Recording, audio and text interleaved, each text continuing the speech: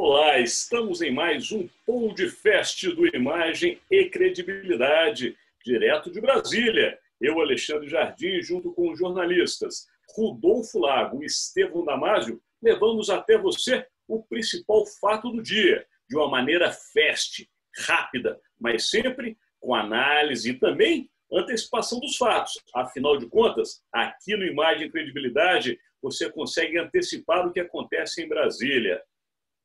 Mas antes, lembra você, se inscreva nos canais do Imagem e Credibilidade. Nos siga nas redes sociais, visite o nosso site, conheça outros conteúdos que temos especialmente feitos para você. Nesse dia de hoje, vamos lá, o assunto é reformas, e uma reforma que estava há muito tempo sendo aguardada, que até se achava que nem iria ser discutida esse ano, mas não é que foi? Chegou ao Congresso e parece que tem muito pano para manga, se a gente pode dizer assim. Mas quem vai contar para nós o que está acontecendo com relação à reforma administrativa é Rodolfo Lago. Está contigo, Rodolfo. Então, Alexandre e Estevão, nossos amigos, pois é, o governo hoje apresentou a sua proposta de reforma administrativa. Havia uma pressão grande, né, por parte da equipe econômica e aí dos setores aí do mercado, no sentido de que isso fosse apresentado como uma sinalização, né, para diminuir o custo da máquina pública, né? Há uma visão de que o Estado gasta muito, né, e que o Estado gasta muito com despesa obrigatória, sobra pouco dinheiro, né, para você fazer novos investimentos, sobra pouco dinheiro para você tocar novos projetos, porque boa parte desse dinheiro já é gasto nas chamadas despesas obrigatórias, e boa parte disso é a folha de salário, do funcionalismo, essas coisas todas. Então, essa reforma ela tem essa importância de sinalização nesse sentido. E, embora ela não seja, e isso é importante, não será uma reforma para os atuais servidores. O governo garante, fica garantido que os atuais servidores eles têm as mesmas condições de estabilidade que está garantida pela Constituição de 1988 para ele. Isso daí seria uma mudança para novos servidores. Então, é uma mudança que vai ter impacto mais para frente, né? Vai ter impacto no futuro. Mas aí a reforma propõe, Alexandre e Estevão, a criação de diversas categorias diferentes, diversos segmentos diferentes de servidores públicos. A gente não vai detalhar aqui tudo, porque aí ficaria uma coisa muito extensa, mas basicamente fica criada uma categoria de carreiras típicas de Estado, seriam diplomatas, outras carreiras, isso ainda vai ser definido em lei no futuro, quais são essas carreiras típicas de Estado, e essas teriam estabilidade mais ou menos como elas têm hoje. Isso daí não muda, né? E passa a haver outras categorias onde, sim, a estabilidade do servidor fica flexibilizada e passa a haver a possibilidade de demissão. Então, o governo poderia demitir por diversas razões e pode, inclusive, isso é uma novidade, contratar temporariamente. Então, por exemplo, você vai ter, vamos dizer, daqui a pouco, né, vai haver uma vacina para a Covid, vamos dizer assim. O governo, então, precisa vacinar a população toda do Brasil, né? São 200 milhões de pessoas. Para vacinar a população toda do Brasil, vai precisar contratar milhares de agentes de saúde novos para poder fazer essa vacinação. Não tem sentido que, para uma coisa específica, é isso que o governo alegue, ele tenha de fazer um concurso e esses agentes de saúde que vão entrar só para vacinar as pessoas uma vez fiquem depois com estabilidade e não possam nunca mais ser demitidas, né? Então, isso é um raciocínio, né? Então, tem todas essas coisas, né? Agora, eu acho que ainda vai ter muito pano para manga, porque isso depende de discussão, aprovação no Congresso, né? Aprovação da mudança constitucional, depois aprovação de leis, né? Então, eu acho que essa é uma discussão que ainda vai correr um bocado aí, muita água por debaixo dessa ponte, né?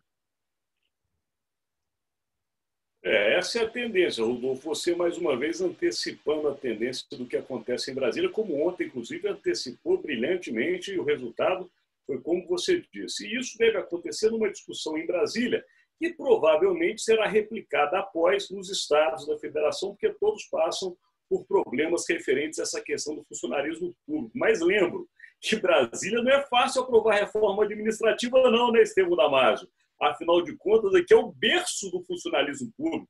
Toda hora você esbarra, para quem não é de Brasília, é que a gente esbarra com o funcionário público o tempo todo. Todo mundo trabalhar em algum órgão, seja federal ou distrital, e não é fácil aprovar, porque a pressão é na casa da pessoa. Provavelmente ele tem um filho que é funcionário, uma esposa funcionária, um vizinho funcionário, enfim. A reforma aqui, ela realmente tende a ser bem discutida. Mas eu vou, antes de passar para você, Estevão, só levar para o nosso seguidor uma prestação de serviço que diz o seguinte, que entre o que vai ser eliminado com essa nova reforma administrativa estão a aposentadoria compulsória como punição, pagamento de parcelas indenizatórias sem previsão legal, adicional ou indenização por substituição não efetiva, redução de jornada sem redução de remuneração, salvo em casos de saúde comprovados.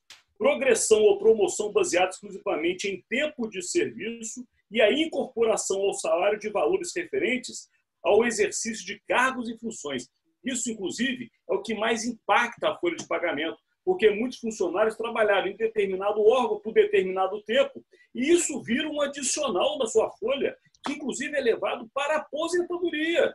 Então, ou seja, esses benefícios, de fato, tendem a ser modificados. Mas está contigo, Estevão Damasio, para as suas análises, reforma administrativa. Eu acho que é um item fundamental. Não é questão de se satanizar o funcionário público. Ele não é, obviamente, o maior vilão, né, do déficit público que vem se acumulando ao longo das últimas décadas. Porém, né, as distorções que nós vemos no setor público, especialmente os gastos, como o Rodolfo frisou, as despesas obrigatórias, as despesas de custeio, elas somam, hoje elas engessam completamente o Estado. Então, já passou da hora do Estado ser mais moderno, mais flexível. Obviamente, não será fácil aprovar essas mudanças, mas, por não atingir diretamente os atuais funcionários públicos e somente os futuros, ou seja, após a reforma ser aprovada pelo Congresso e ser promulgada, né, para os futuros servidores que vierem a passar por concurso, eu acho que isso já diminui muito a pressão. Não é que ela não vai existir, ela vai existir. Mas eu acho que, em função do quadro de penúria pelo qual passa o país nesse momento, eu acho que a reforma vai passar pelo Congresso, os legisladores, parlamentares, obviamente, farão algumas modificações, mas creio que, se o governo souber trabalhar a comunicação, focando Alexandre Jardim, esses 5 pontos que são realmente absurdos e que traduzem como o serviço público hoje é uma ilha da fantasia, se fizermos uma comparação com o mundo real, né? Aposentadoria compulsória como, entre aspas, punição, isso é uma excrescência, né? Incorporação ao salário de valores referentes ao exercício de cargos e funções, progressão ou promoção baseada exclusivamente em tempo de serviço, não dá mais para isso acontecer. Isso não é meritocracia. No setor privado, você pena para ser promovido. Esse tipo de distorção entre o poder público e setor privado é que tem que terminar. Eu só tenho uma preocupação. Eu acho que o deputado Rodrigo Maia, ele tem boas intenções, ou teve boas intenções, mas ao anunciar uma reforma administrativa para os servidores da Câmara, que inclui também essa reforma de Maia, acabar com o alto salário de ingresso, que realmente o ingresso na Câmara, os salários são altíssimos. E essa também progressão, a progressão é muito rápida, eu concordo, mas isso pode embaralhar um pouquinho essas duas reformas tramitando ao mesmo tempo. Então, é uma preocupação, mas eu concordo que está mais do que na hora de eliminar essas distorções para o bem do próprio país, Jardim. Bem lembrado, Estevão Damaso. E continua contigo, vamos lá. Sua aposta do dia de hoje. Eu vou ficar mesmo com as repercussões, né, principalmente no mercado financeiro, do detalhamento desta reforma administrativa, embora, como bem frisou o Rodolfo Lago, careça ainda de uma explicação melhor do quais funções de Estado permanecerão com a estabilidade. Essa dúvida ainda pode deixar o mercado financeiro ainda meio cabreiro. Sua aposta do dia, hein, Rodolfo Lago? Acho que a gente vai acompanhar aí os desdobramentos disso, e eu acho que realmente a briga, o Estevão bem falou, a briga grande que vai ter agora no sentido dessa lei que vai ser feita para definir o que são as carreiras típicas de Estado, né? Vai haver uma briga danada aí para incluir carreira dentro dessa designação. Agora, acho que também tem mais duas outras coisas que é bom a gente acompanhar. A primeira são os desdobramentos na Lava Jato, né? Essa decisão que houve em São Paulo, né? Demissão, pedido de afastamento, né?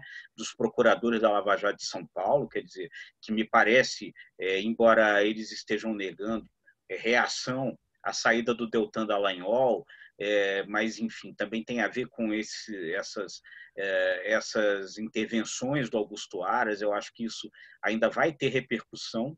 E uma outra questão que é bom a gente acompanhar é lá no Rio de Janeiro, que a Câmara Legislativa do Rio deve hoje decidir se vai ou não entrar com o processo de impeachment do prefeito Marcelo Crivella por causa da história dos Guardiões. Eu acho que são os assuntos aí que a gente tem para acompanhar. Eu acompanho vocês na aposta do dia. Diga, Estevão. É o meu Rio de Janeiro. De todos nós. Mas, de qualquer forma, eu tenho que acompanhar vocês, porque realmente a aposta do dia não dá para fugir do que vocês colocaram. Já encerrando o nosso podcast desta quinta-feira do Imagem e Credibilidade. Lembrando a você, se inscreva nas nossas redes. Se gostou desse conteúdo, dê like, acione o sininho para ser sempre avisado de um novo conteúdo. Até amanhã. Muito obrigado. Tchau, gente. Até amanhã. Tchau, tchau.